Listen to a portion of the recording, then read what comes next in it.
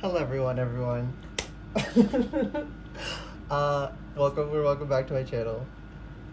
This is a timeless and general reading, so take what resonates, leave the rest. Whenever you find this, if it resonates, that's perfectly okay. So I just got like this really strong message about how easy it is to bring about a tower. Now, if you aren't aware, I love a tower. I love the tower. It is the destruction of illusions. It's horrible to go through. Like, it's not a pleasant experience, but it's so good for you, and it's like the only thing that can break down like some of these serious blockages. But we think because the blockages are so serious that like it has to be difficult to break them down. It doesn't. It can be so freaking easy. I bumped something, which bumped something else, which just ever so slightly tapped my my big foam roller, and it fell over. And in my mind, there was just so much that came in at the same time, like download that overlaid and happened with it. So it was like really important, and it was like, it's that easy. It's that when you're on the right track, when you're doing the right thing, you will accidentally destroy, utterly demolish the illusions holding you back. It's actually so easy. You just have to find the right spot to hit, the right weak point. I'm replaying Paper Mario. I freaking love that game. It's so nostalgic too, but I've been replaying it, and I just finished chapter 3, and the boss in that one is the invincible, in quotes, Toba. And his body's invulnerable because his heart is hidden away, and you have to find his weak point to defeat him. So lots of synchronicity things going on, but like there's this that also goes with another message I was getting about like anyone, but typically it's men, will often can be assumed to be cold and callous and emotionless because it's easier for us to like push things down and compartmentalize emotions out of the way to get what needs to be done, right? But the emotions aren't not there, they're just sequestered for a bit. We still have to deal with them, but people mistake that them being pushed down means they're not there. So they think men are unemotional, and that's reinforced through a lot of shit, and it does a lot of damage. So there's also people here dealing with suppressed emotions coming up that they have to confront, which, you know, the tower holds those. Think, why am I so unsure if that's her name? The girl with the long hair in the tower. You know who I'm talking about. I'm so questioning myself on what her name actually is, so I'm not even going to try. So that could be another thing. Like, you're not sure, you're having trouble pinpointing the problem. So your tower that you need to knock down, whatever it is, it's going to be a little bit different for everyone in the collective. This is a collective reading.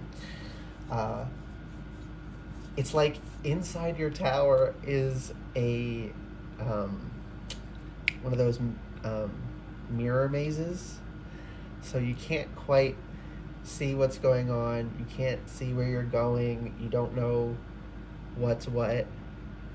You can't really identify anything. And then the way you've been trying to go about it is to go in the front door and navigate your way through. And it hasn't been working. And Sarah's saying, you just gotta...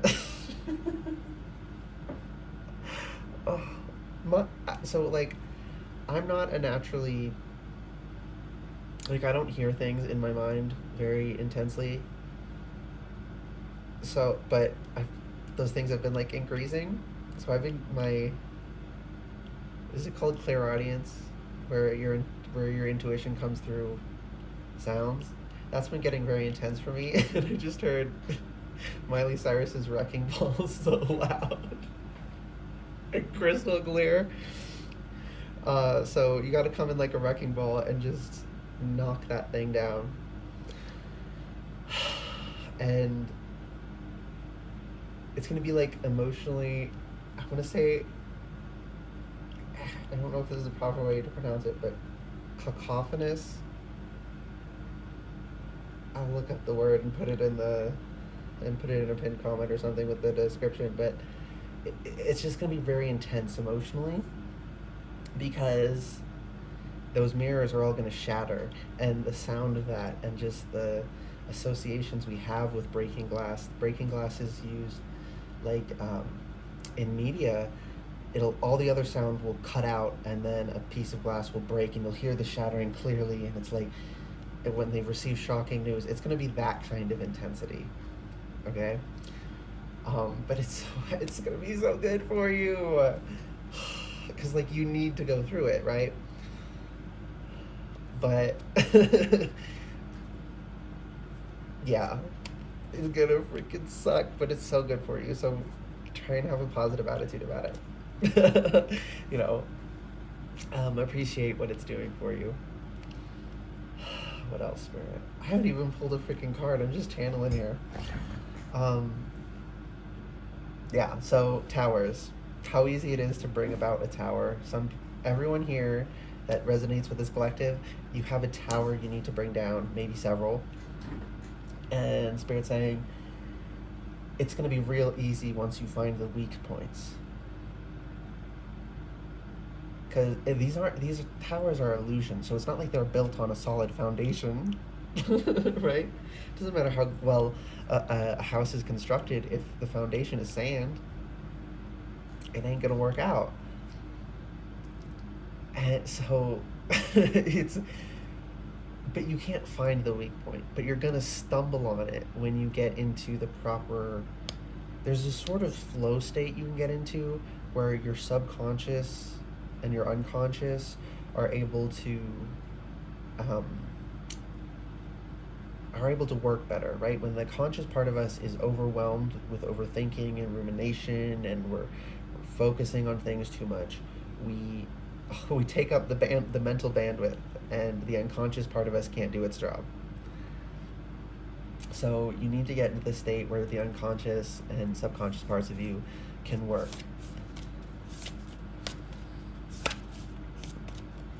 Okay, right after I said that, I felt like a lump leave my throat. So that's going to be like the first blockage to get the water flowing. That's interesting because, right, when we speak, we're pushing air through our vocal cords, and the sound is traveling through the air. So speech is associated with air, and as well as just being physically, scientifically, air, but it's coming through as water. Like speaking is turning on a faucet. Very interesting. Okay. Well, I was saying about flow, but it's so strongly associated with your throat. And this is number 9 offer. It's the card, or it's the art that's on the back of the cards. It's number 9. It's right before the 10.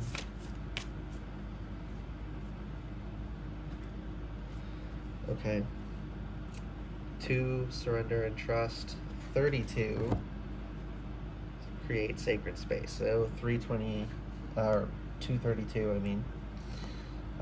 Stretch and expand. Okay. Consciously complete. Notice the pattern and fine tune. What the heck? Okay. I'm really confused. What is this? Okay, I'm gonna try and pull some tarot. Spirit, please help me decipher this message for my collective.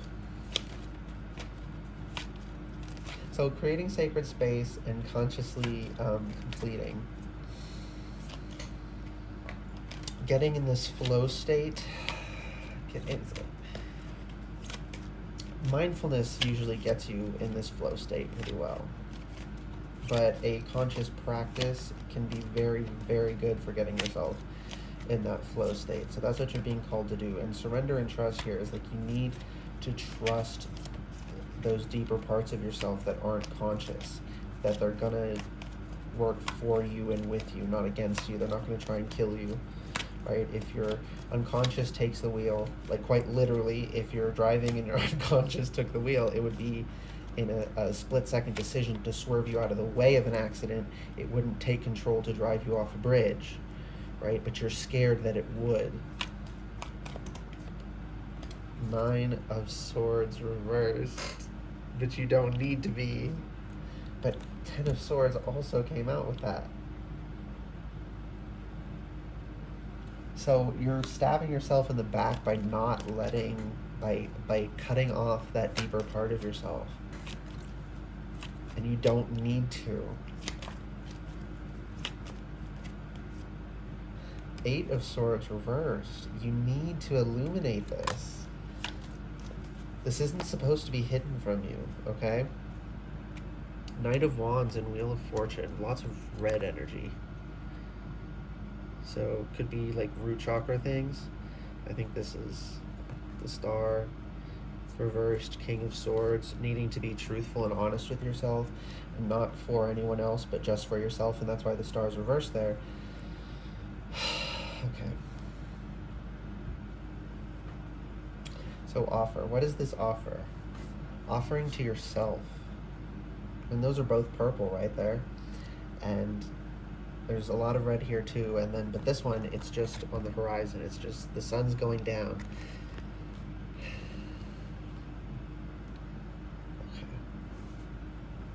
Interesting.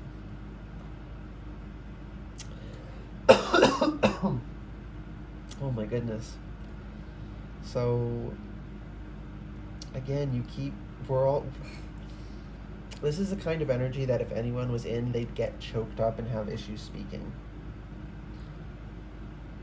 Anyone. So the people here, yes, you are having that issue, but literally if anyone went through this experience, that is an issue they'd have. It's just, it's a pretty universal aspect of whatever this experience is. Whatever you're struggling with, whatever you're hiding in the tower is something that normally causes people to have a catch in their throat, to get tongue-tied, to not be able to speak. It feels shameful. Not that not being able to speak, the thing that you're not able to speak about. You're not able to speak because of the shame. You're not ashamed about being unable. Well, I mean, it compounds, but the not being able to speak about it isn't the source of the shame. It just makes the shame worse.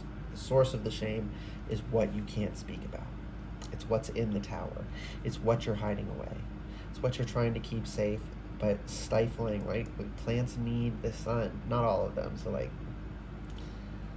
that may not be like a perfect metaphor, but whatever this is in the tower is a plant that would need sun. And keeping it in the tower would be like keeping it in the dark. And you want it so bad to be something that thrives in low light, that's supposed to be in the shade, you know, in this dark, moist cavern where no light gets in. You want it to thrive there, but it doesn't, but it feels safe there.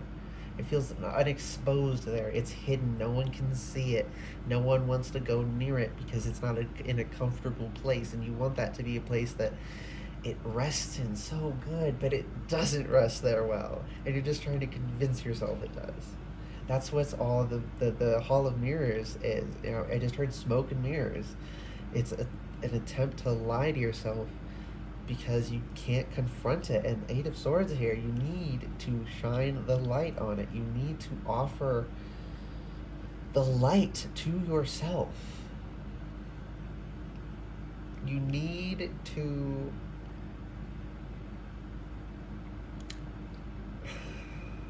accept yourself.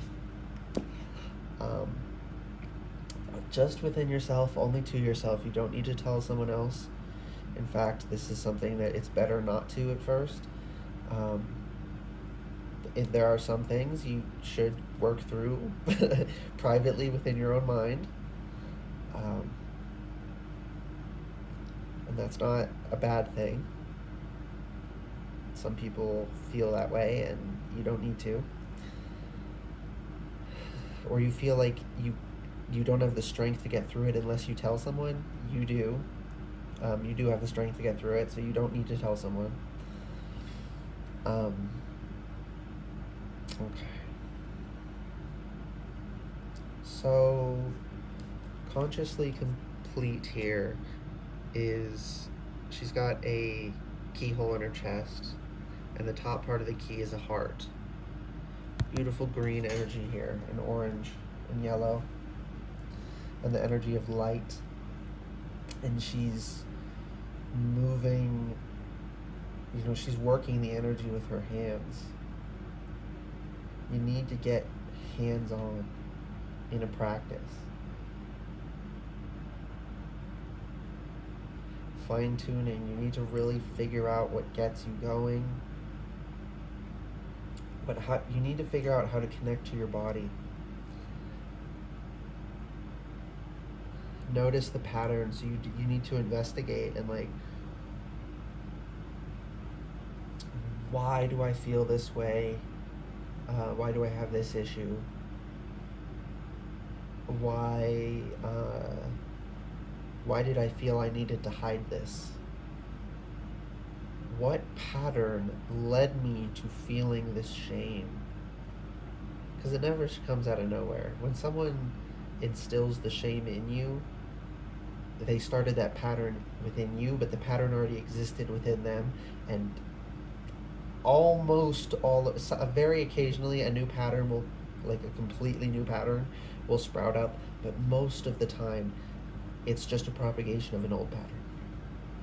Now we can consciously create new patterns, but like these negative patterns, most of the time they're just continuations of older patterns, right? That's why we say generational trauma.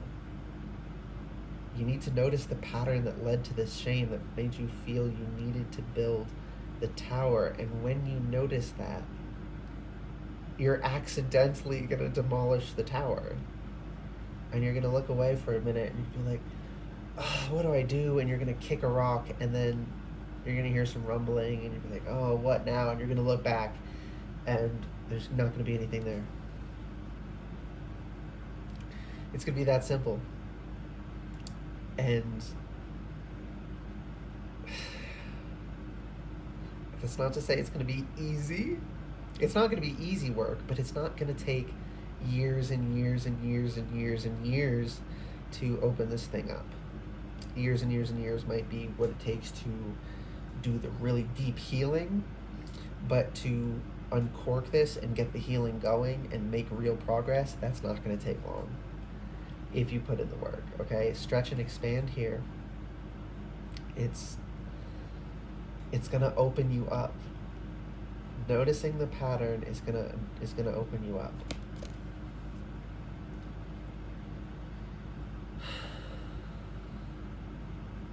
It's interesting that we got the 8, 9, and 10 of swords. It's the end of this cycle, and if you don't take the swords out, the cycle will start over. So use this. It's easiest to break the cycle when it's in the between stages, between the end of one part of it and beginning of another. If you try to end it in the throes of it, you're getting tossed about yet, so it's a little hard. But like the calm before the storm, then you can okay, let me get the shelter now, right? It's that kind of thing. So just take advantage of this time, because it is really painful. So it is something that most people, it would take years and years to cultivate the strength to break out of this cycle. If you were in the 5, you were in the center of it. It wasn't going great, but you're right at the end of it. So get out of it. Start a new one. Okay, so there's purple, blue, and greens inside, and a lot of red on the outside. So that's telling me aggression to keep the world out from your tender insides. Interesting. So, can I tell them, Spirit, like, it's too varied. Yeah, but they can practice discernment. Yeah, but they need to notice it. Okay, yeah, you guys, you need to notice it yourself. I don't like that. I want to do it for you. I know that's people pleasing. That's not good for me. I need to not do that. Thank you, Spirit. So, and it wouldn't work if I did. It would actually set you up worse. It would make you worse if I tried to point it out for you. It's like those people. Some people need to make their own mistakes, or they won't get it. I've never been that way, so it took me a long time to come to terms with the fact that some people need to make their mistakes, and that the best thing I can do for them is to support them in making the mistake, right? Like, instead of being like, oh, if you do this, I'm not going to be there because I told you you shouldn't have done this. Like, okay, you need to do this, and whatever happens, I'll be here. And internally, I'm like, and when this goes bad, I'll be here. And then it goes bad, but then they learn the lesson, and then they have my support afterwards. And that's the only way I can actually support those people, because they need to make the mistake themselves, or they won't learn. If you do not need to make mistakes to learn, you can learn from other people's mistakes. Please cultivate that. That is a much. It is so valuable to learn from other people's mistakes. That's not to say you shouldn't make any of your own, but like, some mistakes, like, enough people have made them. Just learn. Okay. Yeah. That's really important for someone. You. Someone here, when you were younger, you would do things specifically because you were told not to, and not in a, like, you weren't bad, you weren't trying to be bad, but it was like, if I keep hearing specifically a grandfather warned you that doing something wouldn't end well, it would make you want to do it more, like a stupid social situation, because you're someone. This isn't everyone here. This is just, again, it's a general take what resonates, leave what doesn't. So for whoever this is for, like, you're that kind of person that someone telling you don't do that, that would be stupid. You're like, well, let me figure it out for myself. And it'd make you go harder, which would make it more painful because you were more reckless. Okay. So, 23 minutes, dang. Spirit, let's do a quick little recap so we can have some sort of coherency to this. Yeah, just a mindfulness practice, physically engaging mindfulness practice. For a lot of people, that can be working out, stretching, yoga, moving meditations, going on walks, whatever it is, but just try to get something in it tactile. Maybe holding certain rocks or crystals while you meditate and feeling them can be important. So either moving your body or holding things seems to be really important here to keep your to calm your conscious mind and let the other parts of you help. Let the other parts of you offer you help. Let your unconscious and subconscious offer you the insight into what's going on, to bring you in the Eight of Swords reversed, where you're not blinded.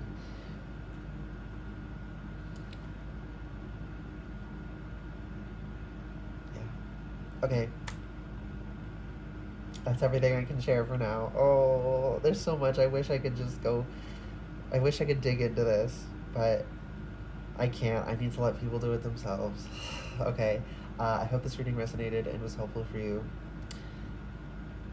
If it did and was, please like the video, comment letting me know, and subscribe if you'd like to see more readings from me in the future. Alright, bye guys.